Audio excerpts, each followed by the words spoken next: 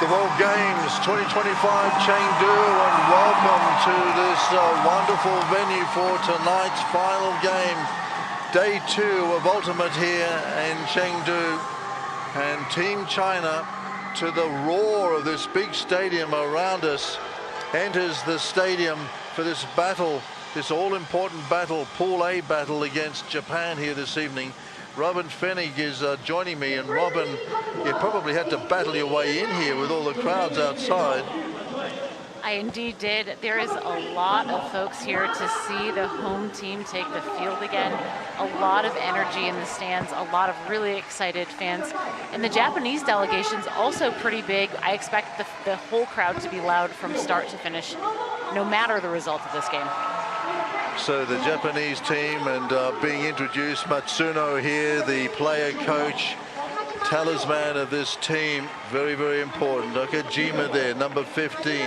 Tajima, number 16. Arakawa, watch Arakawa in 24. This is Imanishi. Here is Arakawa. And you join us after a very interesting day of play here. And this is going to be an enthralling and very climactic finish to day 2, Robin. Yeah, and I think everyone was so anxious to see what the Chinese team would look like. There was a lot of secrecy, a lot of surprise factor, and they played a pretty stellar game against Germany. You know, the score ultimately wasn't as close as the game felt. I think everyone was very impressed by the play of number 20, Mao, who had over twice as many touches as the next most impactful player in offense. And listen to the roar here. This is the biggest crowd by far, and Team China going to be absolutely roared home here tonight. Wei is out there. Here's Zhang.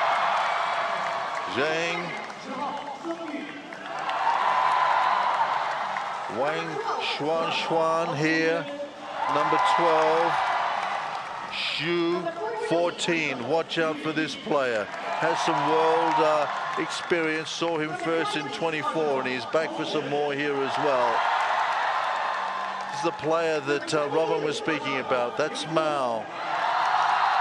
Liu Bao. Guo here, number 23. Gao alongside. Li Xin.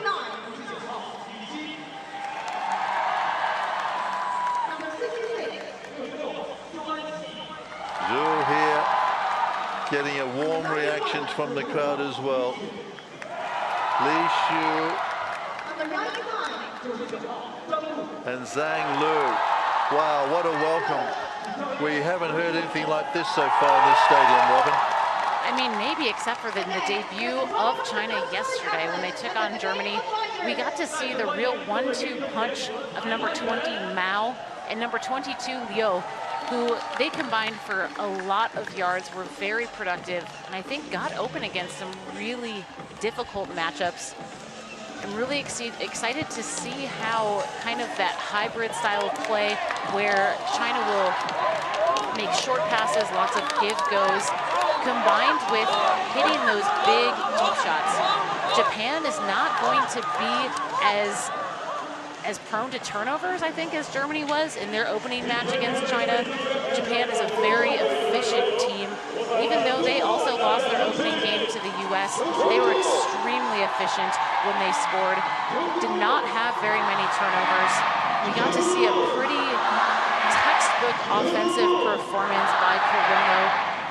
And just repeating, of course, that in their debut here in the ultimate competition at the World Games 2025 was Japan that went down to Team USA 13-8, and China went down to Germany by a similar scoreline as well in their Pool A clash. There is the People's Republic of China team, of course, ultimate just beginning to get a hold on here in China, and this wonderful city of Chengdu, of course, and this wonderful university, home to a lot of that initiative as well.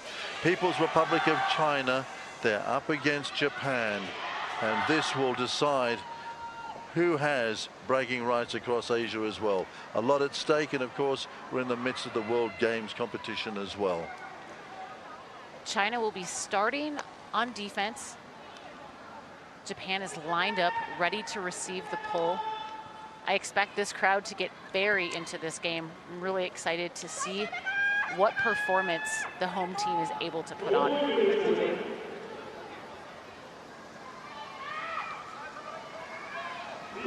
So they're underway then in this showdown between Japan and China, and the home team are being roared on at the moment. So Japan coming down the line, looking for an early break at the moment as they just steady in the midfield. Shimizu here just settling things down a little bit. The noise in the background is pretty extensive. Takada here, infield at the moment. This is Takada onto Suzuki. Takada looking for options. Suzuki on the inside, might have to go there. Does. Suzuki over to Shimizu on the far side. Shimizu looking long, can't do it. Inside again. Here is Korono to come back and help out. Korono just looking for some options. Going wide, the counter's on. Big defense here by China, trying to hold the Japanese team up. Looking for some options inside. Korono here, looking inside again, going long. There's a couple up in the end zone if he wants it. Can't at the moment. 33 is Shimizu, looking to the side, and there it is. Japan, to the stunned silence of the stadium, here goes ahead through Arakawa. Shimizu is the youngest player on the Japanese roster and got a lot of good experience on the women's team in 2024 in the World Ultimate Championships. And she's been extremely productive offensively for this Japanese offense. Got to see a really nice bit of footwork on the finishing cut there for Arakawa. It's really fun to see the youngest player on the team combined with one of the more veteran players who's been dominating men's ultimate in Japan for quite a long time. So seeing them on the same side is really exciting to see kind of that mentorship and that exchange and passing of the baton to the younger generation on this Japanese team. Robin, it's only early days yet. We've just got barely a minute or two off the clock, but already this big stadium trying to lift Team China, and they could be the difference as this unfolds here. So let's see what the Chinese O can do. For the first time, they come forward. Mao looking for some options on the inside. This is Guo. And just a little bit of interference there with, it looks like Matsuno. See the height advantage that Guo has got here. Mitsuno, lots of experience, just trying to hound the Chinese team at the moment. They go crossfield. China looking for its first offensive mark here. Japan closing in, looking good.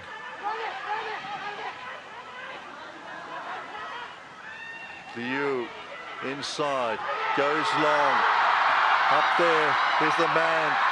Shu. And he brings it down. Wow, they erupt in the stadium. And this is the guy that Robin said we got to keep an eye on, and he delivers in the first O. You know, how explosive that was.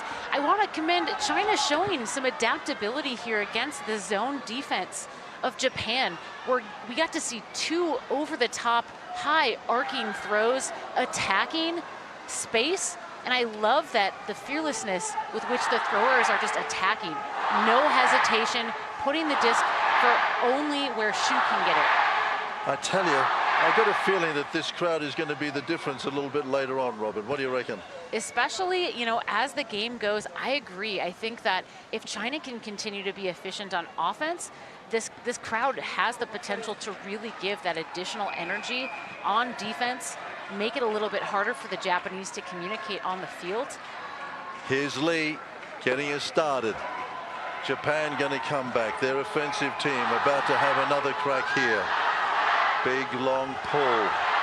Here comes Japan looking out wide. That's Suzuki. Suzuki looking around, looking for some options. Goes down to Kurono. Instrumental. Japan looking good here. Kashino looking good, goes long, and there it is. The reply immediately from Japan, and that's Suzuki there on the end of that. I will say, unlike the last game that France... Arakawa, excuse me, it was Arakawa's second, so yes, sorry, Robin. After a fairly windy and gusty game in the last round between Canada and France, the wind has died down just quite considerably, I'll say.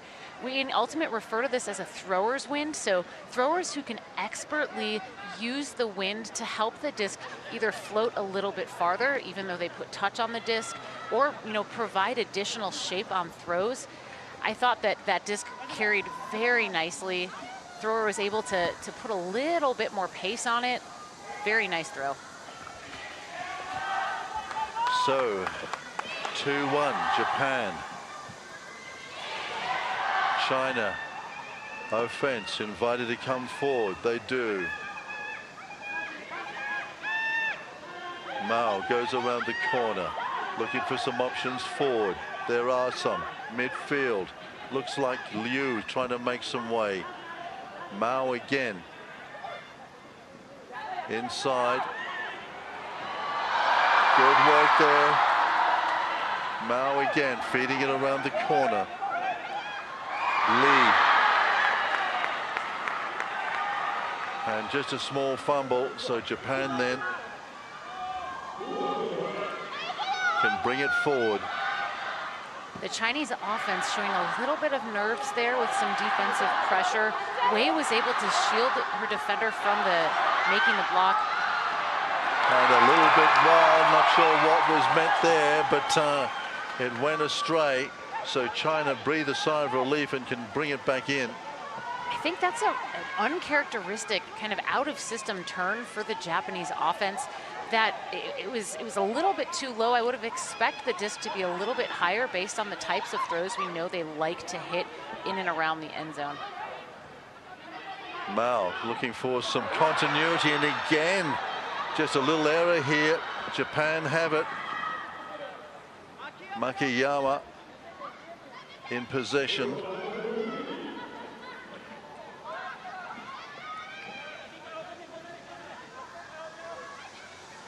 Very tight Chinese defense, and again you can see the players show the violation symbol, highlighting that there was kind of a false start. Around the corner and another lapse, but they're protesting. Makiyama not connecting there. And Liu is calling for a translator to assist in the conversation between him as a defender and Makiyama as a thrower.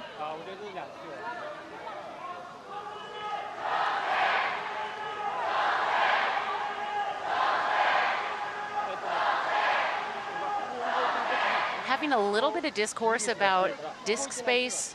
As a mark, when you are guarding the person who has the disc, you must be approximately the circumference of a disc, so away. And you can see that Liu His arm was definitely kind of reaching into the thrower. Makiyama asking for more space and also calling a foul simultaneously, it looks like.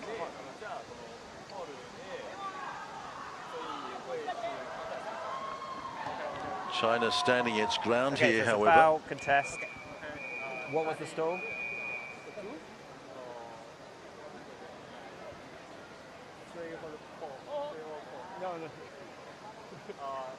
A little bit of disagreement about what the stall count will come in on. This is the amount of time that the disc is held by the player. It's 10 seconds. Yeah. Okay. Sweet, we're back on. So Japan then, through Makayawa, has another opportunity. Leo.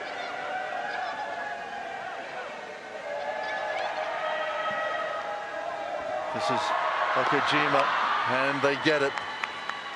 So Japan come away with another foray. And Makayawa just started that session off, Robin, and there he is. And that's really tough because China gave Japan 2 short field opportunities. You know, Japan gave them a gift back, and it would have been nice to see China look to set up bigger cuts. I wasn't surprised to see Makiyama kind of be the person isolated in the front of the end zone set there after kind of getting into it a little bit with Leo. I think there's a lot of times as an athlete, kind of when you get in a matchup that's particularly, you know, chippy or physical, you know, you really want the ball in your hand. You want to be the person that your team can rely on and show that you can, you know, succeed in that matchup. So it's 3-1 Japan at the moment. The crowd a little bit silent. They want to try and get this team home. Japan, of course, have been a handful for a number of teams for many, many years, and China just starting its ultimate journey. And certainly getting a lot of experience from their outing here this evening in Chengdu at the World Games. Let's see how their O goes.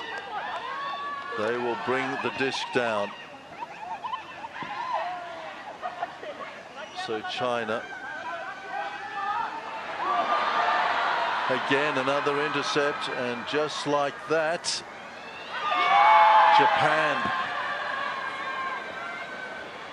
After a few initiations where China looked to go lateral as their first initiation, you could see that Japan in their pull coverage came down, pressuring the passing lanes to the 2 handlers on either side.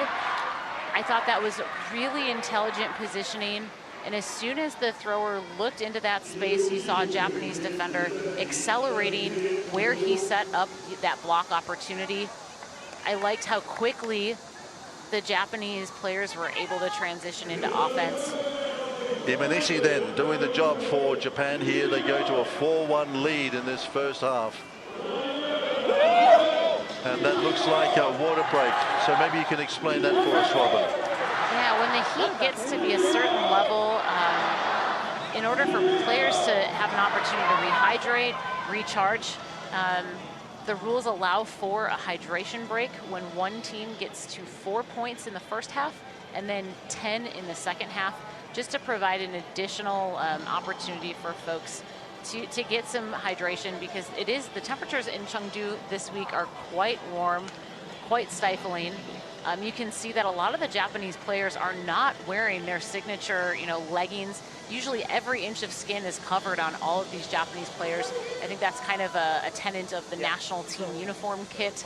And a lot of them, you can tell, are even just have gone from wearing leggings to kind of those taller calf socks and shorter shorts than they would typically be wearing.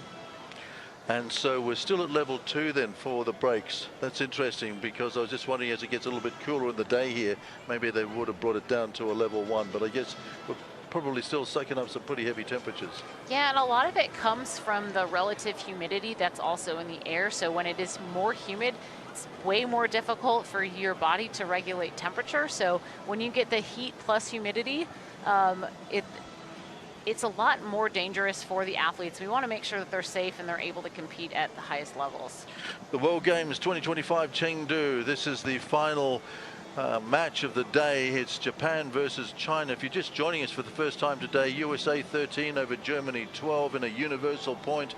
Australia going down to Colombia somewhat comprehensively. Colombia 13, Australia 7, and France and Canada. In the end, it was Canada 13 over France 11, leaving us with this final Pool A match here this evening.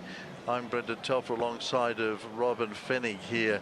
And Robin, you're a national team player. You also coach in the United States. What would you be telling your team at the moment?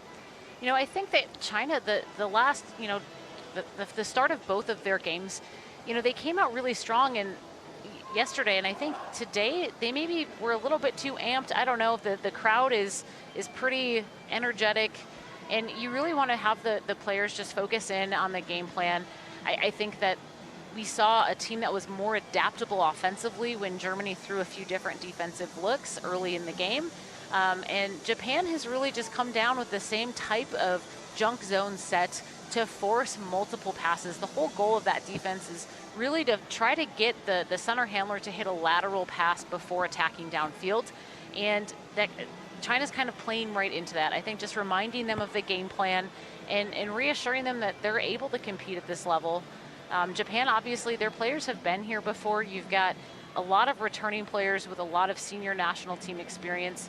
Even, you know, Shimizu from Japan, who is only 19 years old, the youngest player, you know, on this senior national team for the World Games, still has ample international experience playing against the top competitors of other nations. And so for China, you know, this is a great opportunity to reset and refocus on the game plan. So Team Japan just getting into the huddle as well. I'm just thinking if they get through with a win here tonight, Japan, they've got Germany tomorrow, which could have some serious implications further on down the track as well.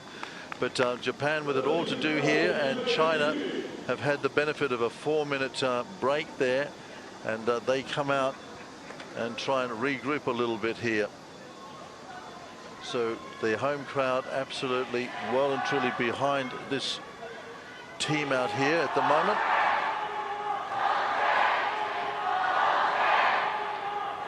You might be able to hear them in the background just roaring on the encouragement of their Chinese team. So let's have a look at this Chinese O then as they come down the track here this beautiful evening in Chengdu.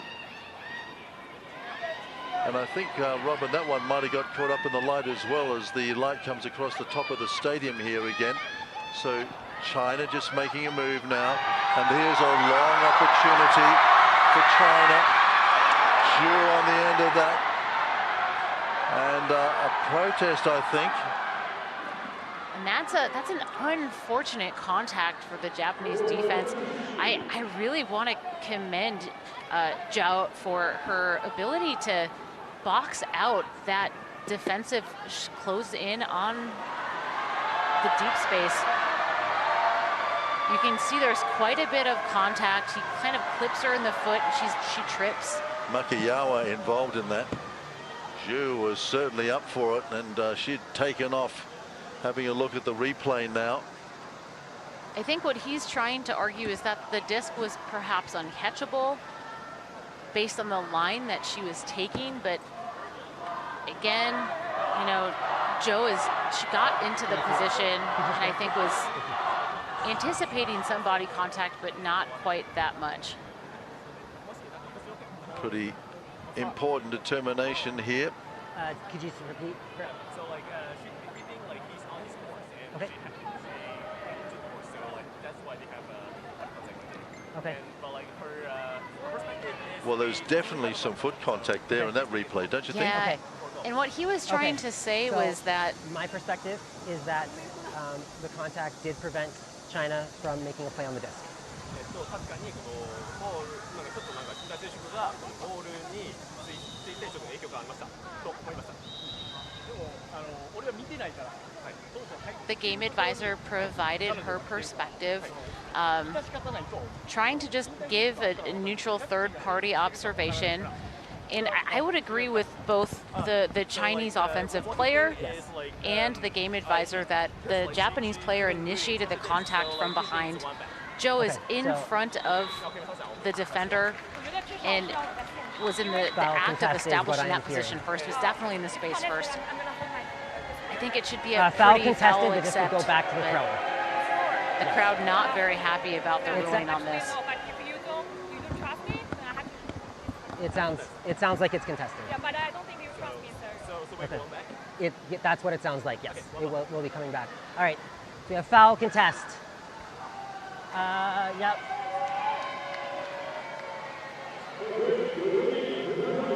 All right, so we're back.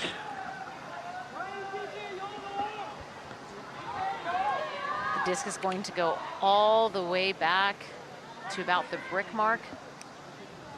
China at least have possession. Yeah, and the players will go back to where they were when the throw went up, not where they were at the spot of the foul. So that's why everybody's kind of resetting quite a bit, it seems like. Saying then just being advised where to set up. So China would look and like very much to convert this opportunity of possession. Inside they come. Options. Zhang.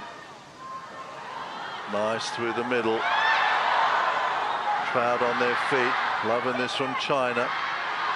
Looking good, the setup. Xu there, looking for some options.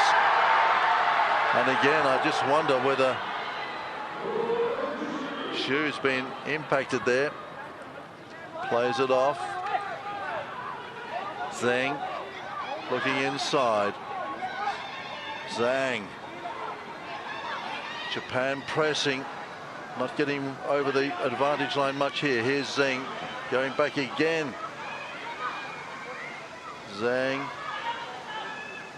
to Zhang. Down the line, well held by Xu. Now, cross field. And Japan come away with it. Nice interception by Japan. Another attempt by them then. Across field they come to Makayama on this side. And this long drive downfield. And again, Japan come away with it. Okajima. That deep throw was really nice because it had enough pace to get out in front of the receiver. That textbook Japanese style of throwing on the deep throws. And it's able to get out in front and hang, but not too much that, you know, he can't make a play. You know, the Chinese defender was very close, maybe went up a little bit too soon. Okajima brings it down. It's 5-1 to Japan here. And that's one of their sort of form styles, is it not, Robin? Japan, to try and sort of burst out of defense and turn it around very quickly into attack. Yeah, the Japanese style of offense is known for fast break transitions. You know, sometimes I do think that we're used to seeing maybe one or two more passes, but because the thrower started out on the side of the field, they were able to kind of shoot in towards the middle. Again, that throw had such nice shape on it to get out in front of the receiver. If you're China, you really want to capitalize on those red zone opportunities. You know, I think that Xu got a little bit impatient and hung that crossfield forehand throw a little bit too high. If it was a little bit lower and faster, that would have been completed. So here come China again then with their O. Makajima is in offense here. Here comes China. Mao then trying to marshal from the back. There's a pick call downfield. China initially starting out in a horizontal stack. It seems like they might be collapsing into a vertical stack, but it was kind of chaotic in terms of the cutting and clearing downfield from the Chinese offensive cutters. So China looking for some options. They're in their end zone. They got to get out of there pretty soon. They do. Now something opening up out front. They've got Wang up field, but not going there. This is dangerous. Across to Mao. Mao steady. Here's the long shot. Big throw here by China. They bring it down. He's just got to bob for a moment. Xu there does the job again, and over they go. China through Li brings the goal score, and back they come. It's a 3-point margin. China 2, Japan 5, and the crowd love it. Yeah, and you can see that the Japanese defenders were trying to do a lot of a defensive style called bracketing, so that you've got defensive players working together Chu is able to see that a shorter player had switched onto him, immediately attacks deep. I love that there was, again, no hesitation in putting the disc up high in the air so that only Chu could get the disc. Quick little give-go. In China's, you know, a 5-2 game feels very, very different, I think, than for any other matchup, just because China's got, you know, 1,000 people here cheering them on in this marquee game of the day.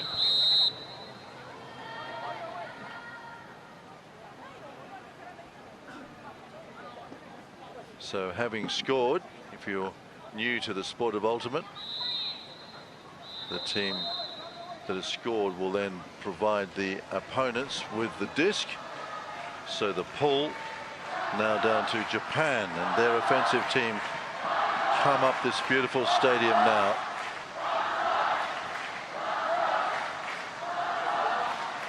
Suzuki looking for some options on the far side.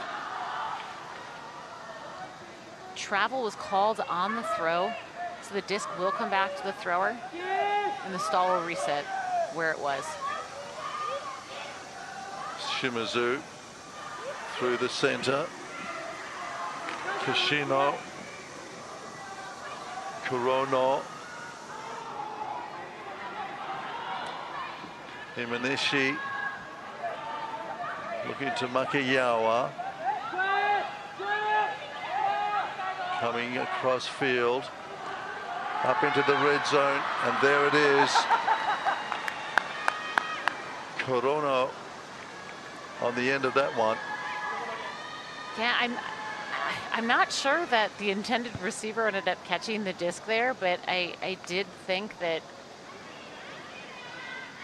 Kurono did a good job of communicating with his teammates so that Takada wouldn't, you know, try to attack too hard.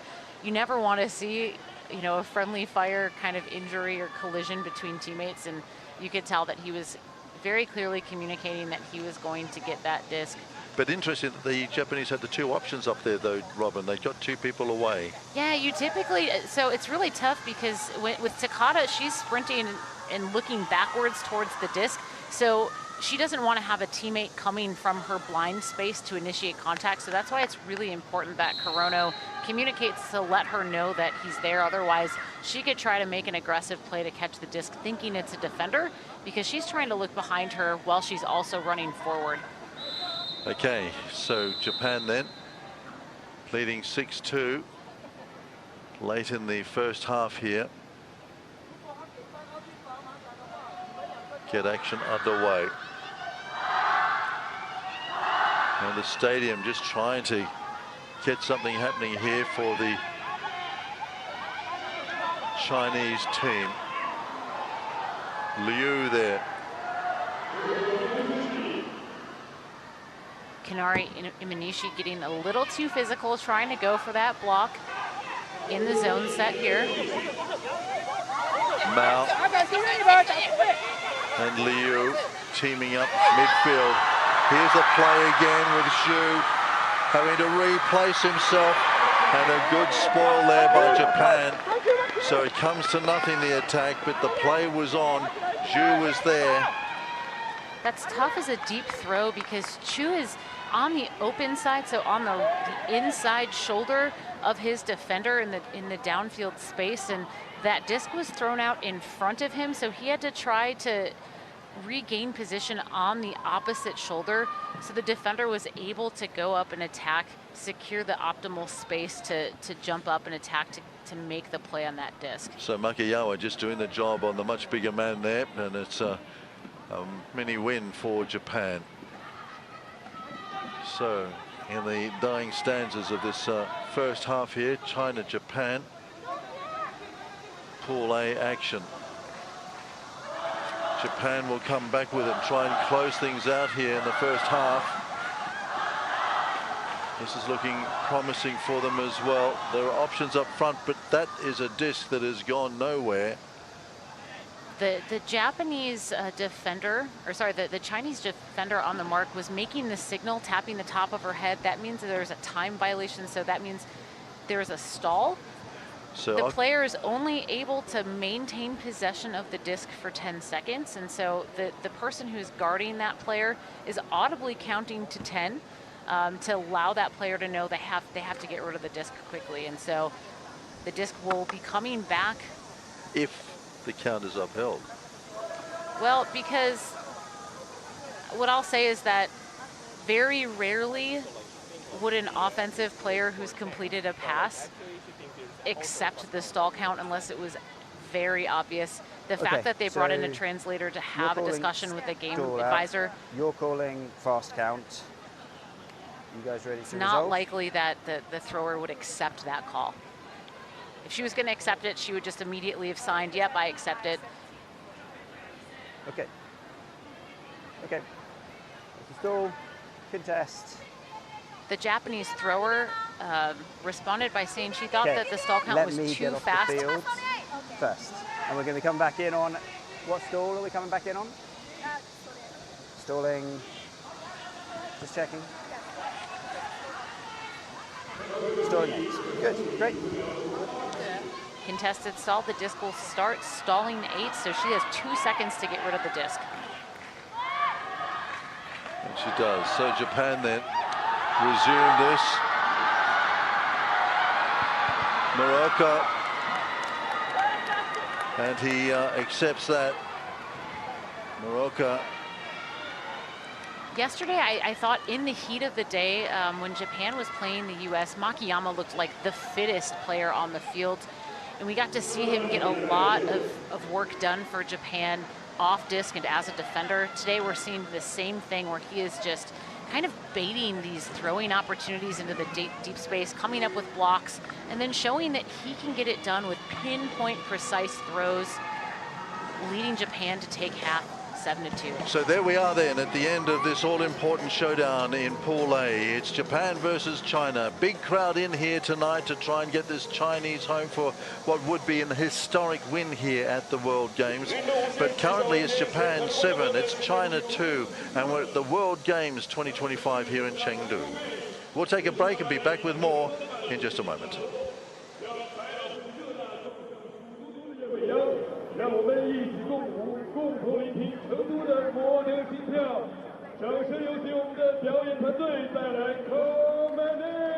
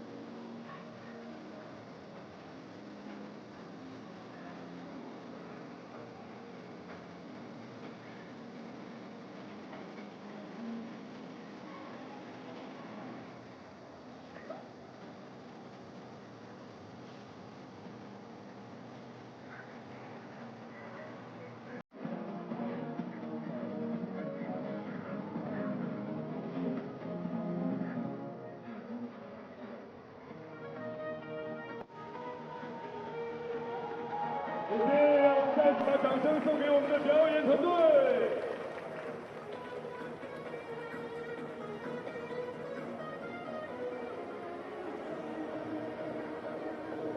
运动无限，气势万千。现在进入我们中场时刻，我是本场的湖南 C 李宇瑶，再次欢迎各位。接下来进行的回答环节是中场互动问答，我们将在观众席随机挑选5名观众参与到我们的互动问答当中。答对问题的观众将有机会获得我们成都市运会的官方奖品。再次让我听到你的尖叫声。OK， 首先抽取我们的第一位幸运观众。屏幕中间的这位男士 ，OK， 请起立看一下我们场边的大屏幕。第一道问题。团队飞盘比赛中，每队在场上的队员人数是 A 5人 ，B 7人。我给你选择的是第2个选项。我们来看正确答案。OK， 恭喜你回答正确。工作人员将我们的奖品发给这位幸运观众。我们来看第2位幸运观众在哪里？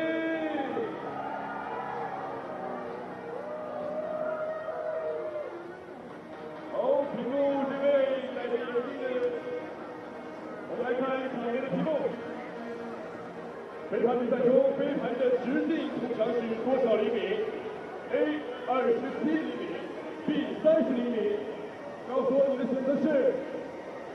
他选择 A 选项，我们来看正确答案。恭喜你回答正确。现在进入第3题。我们的尖叫声可以再大一点。好，屏幕中的这位帅哥，我们看向场边的问题。哇，一道非常简单的送分题，在场内飞盘的比赛中，需要用哪个部位击出飞盘 ？A 手 ，B 脚，你的选择是？哦，真的吗 ？OK， 告诉我你的选择。好，选择 A 选项，用手。我们来看正确答案。哦，恭喜你回答正确。接下来是第4位幸运观众。看台上的声音可以再大一点。好，屏幕中间的这位女士，请站出来。看一下我们场边的问题。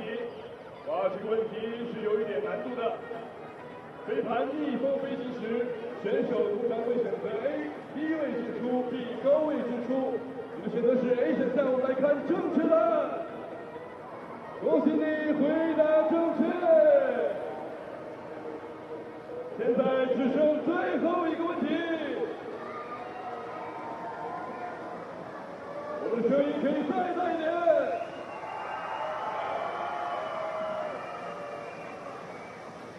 刚好是这位帅哥。我们来看场面的最后一道问题。成都武侯祠是纪念诸葛亮、刘备以及蜀汉英雄的君臣合祀祠庙，答案是否正确 ？OK， 选择 A 选项，我们来看正确答案。恭喜你回答正确。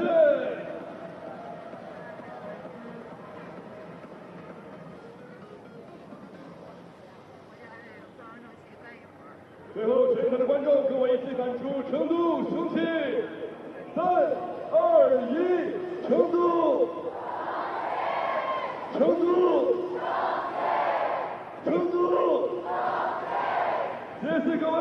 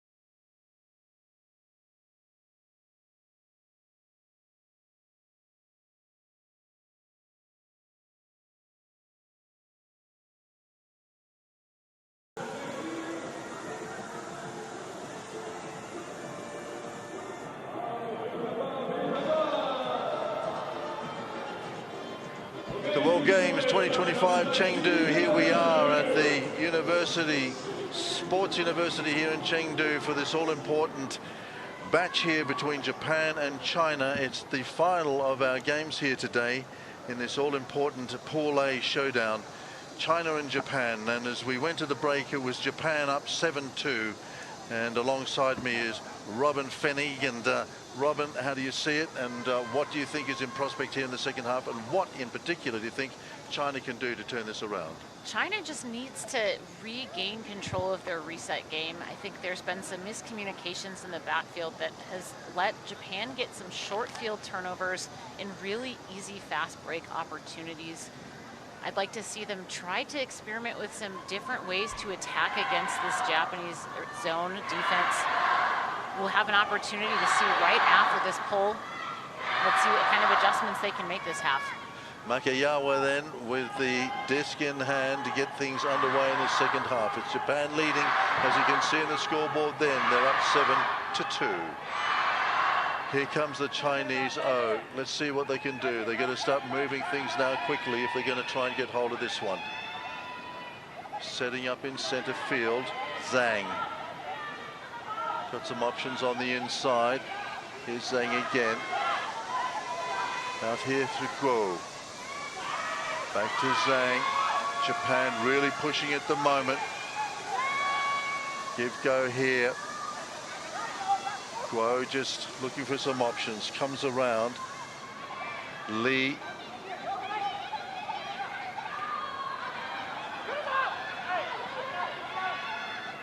Looking to Zhang.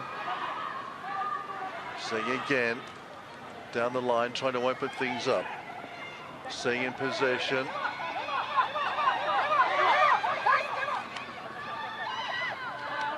Lee.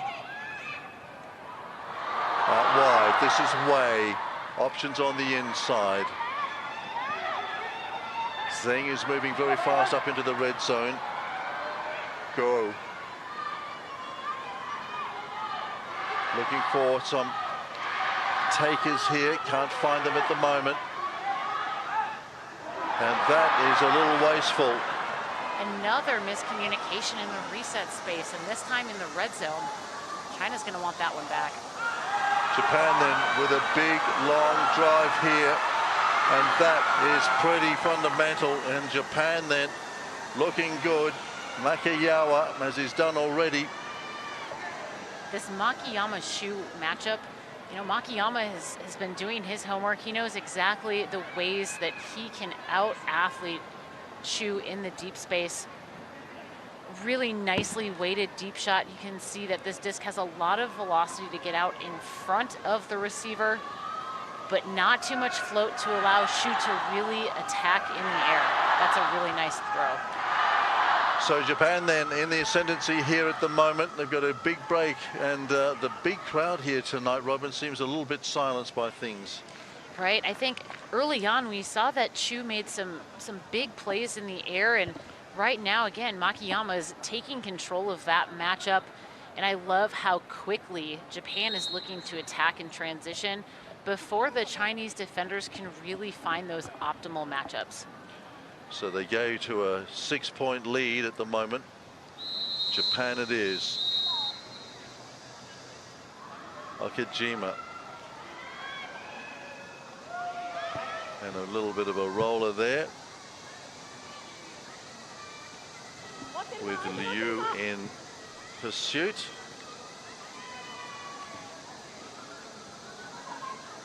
Lee inside. Now what can China do here? Liu providing options but being closed out, coming across field here to Mao. Mao looking inside, not getting over the advantage line at the moment. Coming up the line, Lee nearly in front of Liu, manages to control it. Zhang goes long, out in front, nice hands. Zhu there, well controlled. Lee in possession, trying to set things up. Lots of patience here by the Chinese. Needing some help, gets it. Now, Options up in the red zone. Looking good. Got to move it around the corner.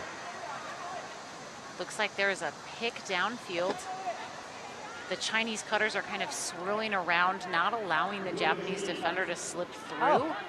Can't obstruct your Okay, defender there was from also a playing pick. defense. So two There was a calls pick at over once. there.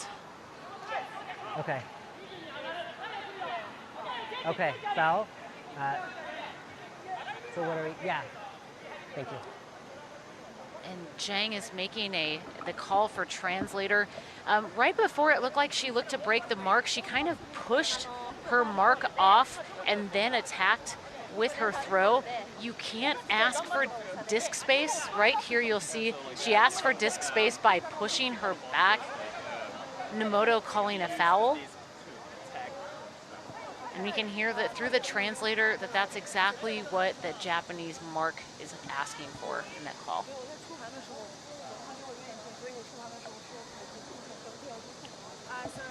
thinks that she didn't give the easy space, and then so when she wanted to throw, Well, exactly as you said. 就是她说她离她太近了，too close to her, so when she wanted to do the pivot, Okay. the body contact there.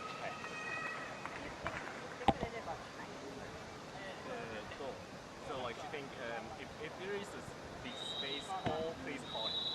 We're just listening in here just to see whether we can pick something up. Okay. So what are we doing with the foul? Are we retracting the foul? Is it contested? Is it accepted? 那个 foul 的字，他扣 foul， 然后 Accepted? Okay. So then what's the count?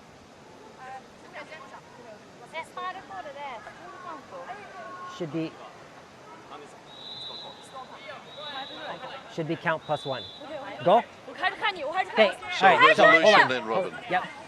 Wait for And them to again, leave. this is a So self-officiated go. sport, so Okay. players You have to make foul, their own calls. Accepted. Stalling 5.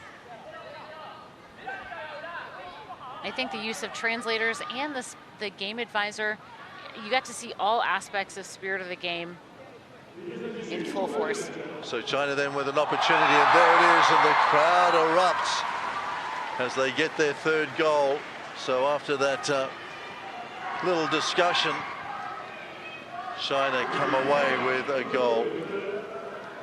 It's one of those things is after a stoppage of play, the offense often will get kind of the advantage because the thrower has the opportunity to survey every single matchup and every single player relative to their defender. So it's a lot easier to kind of make a good decision when you're in a stressful position, you know, only 3 or 4 meters out in front of the end zone. So I commend Zhang for taking just an extra second before she tapped the disc in to assess what the best option was, and they were able to transform that into a fast score.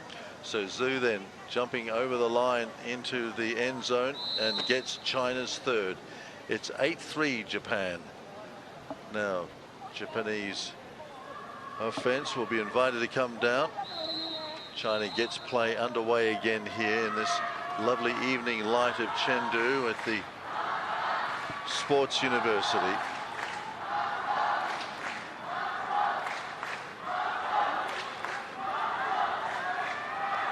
Japan on the offense. Mitsuno comes in field to Shimizu, looking forward, options up front. Here's one of them. Imanishi on the inside, and that's a nice little scoop pass there, and Japan just knock another one over. So Japan just looking a little uncontrollable at the moment as far as China is concerned. You know, I mentioned at the beginning of the game that Japan would not be as giving of the disc back to China. And so when Germany in their pool play matchup, you know, didn't punish all the Chinese mistakes, they let them stay close in the game. Japan, known for being a rather efficient team on offense, when you give them the disc, you're not likely to get it back without some sort of heroic defensive effort. And Japan just quickly converting all of their opportunities. So there we are then. It's Japan 9, China 3. China's going to have to rethink some options, you think, Robin. What can they do here? They've got to really start working some magic. Well, and I think we talked about this yesterday, you know, that we've got about a little over half of the time left in the game. There is time for a comeback, but China needs to start converting every opportunity they're given. Liu here in the center trying to work something out. Lee on the inside. Liu again. Called back. Travel was called. Muraoka there. Concerned about the technique of his Chinese opponent.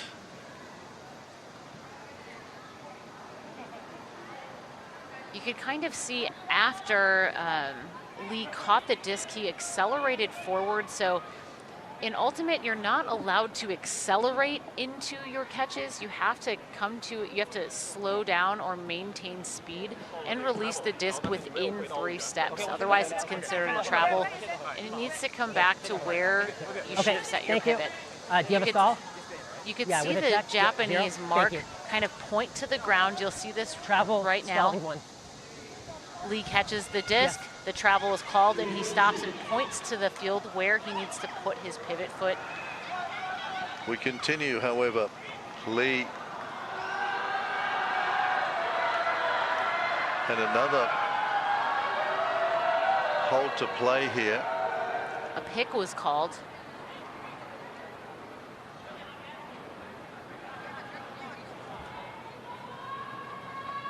Shimizu involved in that.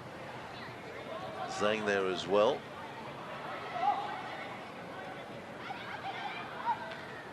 Coming out to Zhu. Options up front. There's one of them. And another. China looking for the options. And they jump in there. Lee with the disc in hand scores China's next goal. You know, I think a lot of the possessions that the Chinese offense has struggled with in the red zone in front of their attacking end zone, I really appreciate how Zhang is coming back into the handler set. She's provided a lot of really sure catches, really good throws, and she's able to stay patient and move her mark. Just look at that poise. Drawing multiple Japanese defenders to try to help poach block, and she's just able to kind of get them crossed up into each other, throw an assist to Lee. And now's the time that China has to make their move defensively. So it's 9-4 to Japan.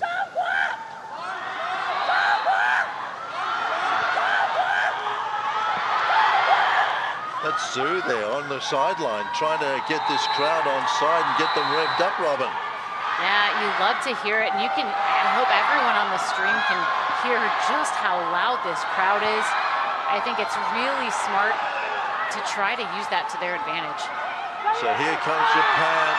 Another one of these long bombs got interrupted, and they absolutely love that. The Chinese fans are going off. Matsuno pops right back up. He's a savvy veteran. It's not the first time he's gotten into a physical matchup before. So China got to do something here, and they're going to do something fast. This is Mao, been at the center of things here. Zhang as well, looking for some options down the line. Zhu there, getting involved as well. Round the corner. This is Go. This is looking nice. Oh no, a fumble, a bobble at the very end of play, Robin. Yeah, I think Chu just put it a little bit too high for Lee to handle quickly. So Japan then come back. Japanese D will have a crack here. It's 9-4 to Japan at the moment, and here again is this counter-attack that Japan is so famous for. Kurono there, brilliant layout, and there it is. So Japan then put it into double figures here, deep into this showdown with China. And I loved how Matsuno really hustled to get in front of the thrower. We'll get another look at this turnover again. I think Chu just put a little bit too much pace, a little bit too high over Lee, so she had a hard time trying to handle the disc quickly. we'll get a look at how much velocity and spin this disc had to get out in front of Kurono. And then you'll see that Matsuno just really hustles to get out in front of Kurono, takes both of the man-matching defenders, points out to space to his teammate who is unguarded and wide open, able to take advantage. I really thought the Chinese defensive line was going to get their first break of the game. Maybe just rushed a little bit too much in transition. Not to be. They're going to take a little bit of a break here. Another one of these water breaks. Yeah, it's a heat break. And again, yesterday we had level 1 where the hydration breaks lasted 3 minutes. Because it's a lot more humid today and there was more heat, the games today were featuring a 4-minute hydration break. Right. So a chance then for both teams to take stock. Japan obviously want to come away with this win. They need to roll through because they've got a big one coming up against Germany tomorrow. And China would go on and face Team USA. So of the two of those, China would probably fancy itself more against this Japanese team.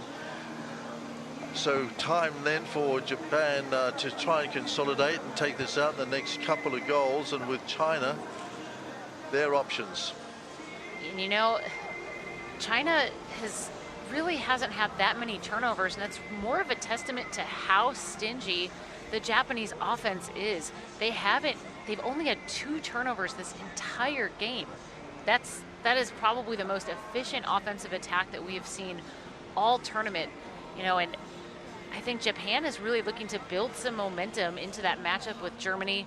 You know, they want to come out with confidence. They want to come out playing their game.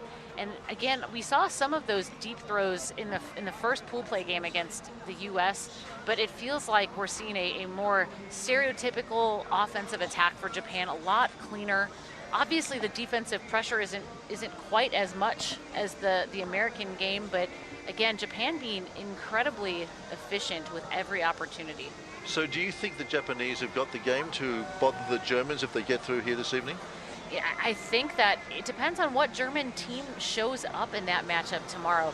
We saw in the opening game against China, they were a little less polished around the edges. They had some miscommunications in the resets.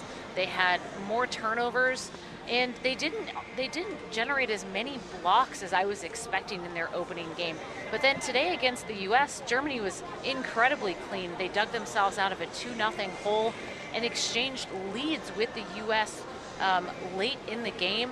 The U.S. having to make a heroic defensive effort in order to get the win on Universe. I think if that German team shows up tomorrow, it's going to be a battle between the two teams. Well, it's crunch time then for China. They've had the chance to reset. They've taken the break. They've had 4 minutes in which to review what's been going on here. This big crowd in here would like something really special to go home with tonight. Big stadium, lots of supportive Chinese fans in and around us, and they are just absolutely dying to be able to roar this team home. And in a moment like this, if you're the Chinese team and you look at the scoreboard and see a 6-point deficit, you could feel some pressure you need to mount a comeback, but you can't focus too far ahead. You need to take each point one at a time, focus on putting that maximum effort in and finding what their best game could be during this matchup. The crowd's behind them. I really hope that they're able to just showcase that poise. And we saw some flashes of that yesterday against Germany. It's there. They just need to focus on each point individually and not get too overwhelmed by a 6-point deficit. There's the crowd. They want something special here tonight. They're ready to roar this team home. So it's 10-4 to Japan in the second period. 31 minutes left on the clock.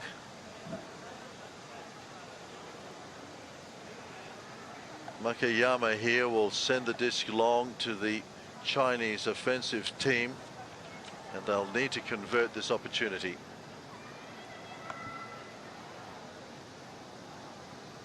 What a breathtaking shot of this stadium.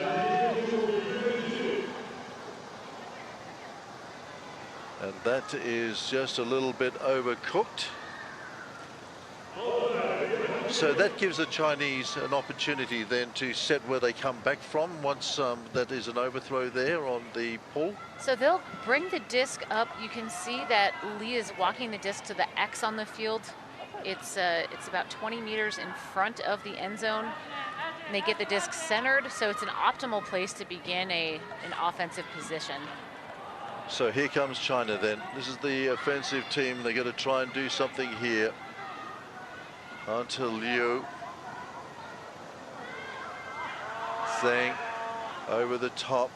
And again, an interruption as Lee accepts the disc. It appears that there's a foul off disc and accepted. Stall. Yep. Okay. 4. Stalling 4. Nemoto and Zhang downfield having a very physical matchup.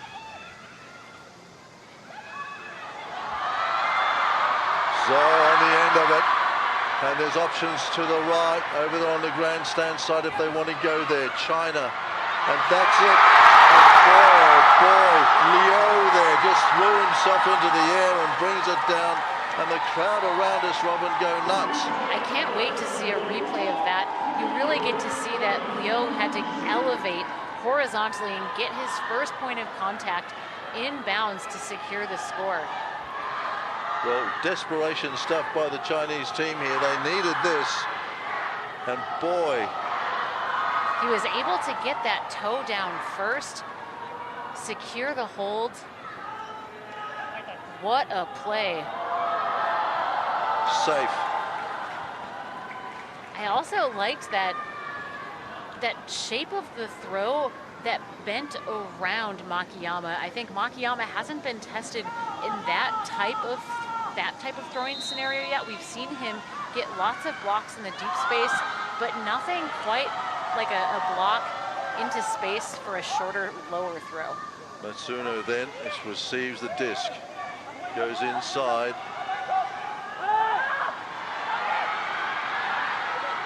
Just under control, and this is a nice breakaway again by the Japanese. Takada on the end of that. In that possession, Japan really leaned into the women matching players to drive that offensive attack. I love that Japan has so many just amazing throwers, very confident at breaking the mark. You get to see Shimizu break the mark to set up that nice, quick tempo attack downfield. Women matching players just attacking the break side. It's really tough for those Chinese defenders. They're in good defensive position, but once the disc gets up to the break side, they have to not only regain kind of their position, but they also have to orient to the other side. It's tough when the mark gets broken like that to contain really fast continuation. So that's why it's really important as the mark that you don't allow that side of the field to get exposed. In ultimate, the person on the disc is working to contain part of the field, and then the defenders off disc work to contain a different part of the field. So the team defensive style, really has to be on the same page. So China then with another opportunity. They're trailing 5-11 at the moment. Here they come. Looking inside, and again an interruption to play. Zhou here not happy.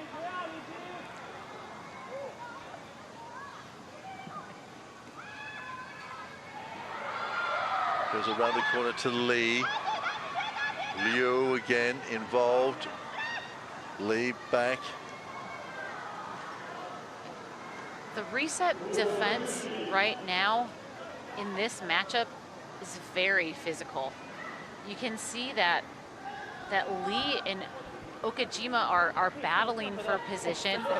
Okajima saying that Lee pushed off to get open in the backfield. What was that, Ollie? You can clearly see that Lee does push Okajima in the shoulder as that buffer shrinks and changes direction into the backfield.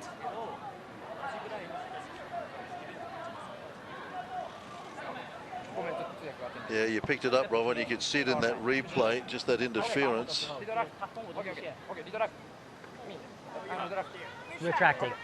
Foul's retracted. Retracted. Okajima retracts the foul call, which means the disc will stay with Lee, and he has a really big buffer in the middle of the field. Lee comes around the corner. Liu just controls it, momentarily loses his footing, but he's okay. Or is it being disputed? It looks like there's a disputed up-down call. The two Japanese defenders calling the disc down. Yes. Leo thinks that he had the disc. I think all the players are looking to the replay board, hoping that the broadcast will give us a replay. Okay. What do you think? I I'm thought it was all right. Translator, just so we can understand. Let's take a look here. So, if I'm understanding you correctly, it your looks like the it perspective hits of the the Japanese ground. player was that your player lost control of the disc, it touched the ground, and then gained control again. I don't think they might not show it again. Yeah. We can't ask for it. Now the players are going to work through this discussion through the use of a translator. It depends what your definition of control is, doesn't it? And in ultimate, We're gonna go if with up? the disc hits a single going with up. blade of grass, it is considered down. It doesn't have to even fully hit the ground. There could be a long blade of grass and it's considered down in this game. Okay, Liu then does have control, so generously the Japanese find and accept his argument. Let's see what China can do here. This is Zhu. And again, some interference on the inside there. Murakoa and Liu coming together. As he was saying, Robin, getting a bit physical. And again, big long set here. And Lee brings it down, so they're pretty happy about that in the stands around us. Yeah, that was a nice throw out to space. You could tell, though, that the disc was kind of up in that boundary between the shadow and the light. And that's really hard for him to have to attack the disc. Really great concentration. And three defenders around him as well. Manages to get under control. So 11-6 then. Here comes the crowd. Can they do something in the late stanzas of this last match here? You know, and just 2 defensive points ago for China, they were able to force a turn, and we got to see a really nice help block on Matsuno. If China could get that next opportunity and get a break to bring it in, it could be a totally different game. So now China has got to hold off this attack. Suzuki looking inboard to Shimizu. Suzuki again. Big options way up front if they want it. They're not going there at the moment. Inboard. Intercept. China. The fans go wild. Mao has control, setting up something from this baseline.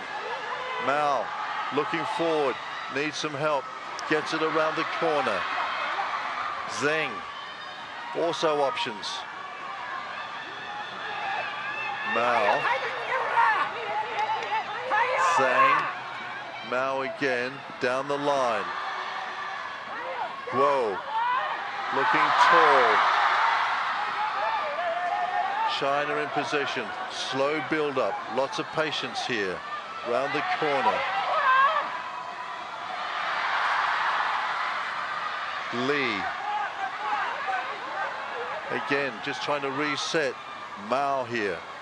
And the Japanese, or at least the players interrupted. Yeah, there's a pick call in the end zone set.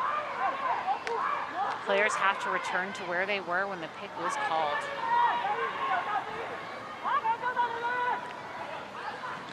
Mao will try and reset. Once again to Mao. Options out wide. Zhang looking down the line. Guo. Wide options if they want to go and be wild. And they do! And he brings it down. Sure, the star for China here, Robin. I wish that, that's a great crowd shot. The crowd is going wild for that play. A really, really great poach block, interception. Get another look at this. It's a really great line. And I really liked that China was patient with this opportunity. It feels like every other chance that they had in the second half between the Germany game and this game was very rushed. Zhu on the end of it, and so it's 11-7 at the moment. So China just beginning to assert itself a little bit here. 19 minutes left on the clock. Japan lead 11-7. The momentum of the game just shifting just slightly China's way, and the crowd, I think, have probably got something to do with that. Mao will bring them back.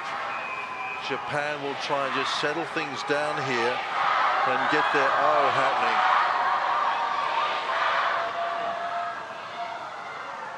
And again, the offsides was called, so that just means that the Chinese pulling team was over the plane of the end zone line before the disc was released.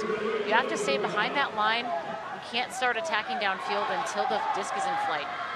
So Japan then, what can they do just to stem this little bit of a revival? Kashino down the line. Oh, it's nice. Beautiful grass skimming throw down the line from Kashimo. And they do the job here, Japan, just settling things down nicely as Korono on the end of that. Yeah, really great concentration from Korono. Able to track that disc coming in, even though Zhang launches his body just inches short of making that block. I really thought that he took a great line, closed that gap, and I think that's the type of gamble that China has to make.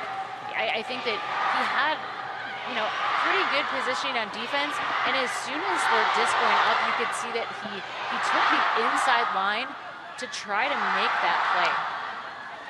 Really good concentration, though, by Korono to secure the catch. It's 12-7. China with potentially their last offensive attack. I hope that China's able to put together a clean offensive hold here, one possession. So late in this showdown, this Pool A showdown between Japan and China. Liu setting up here as they come down the park. Zhou, Li looking inside. Zhang needs some support, gets it. Liu and Zhao there.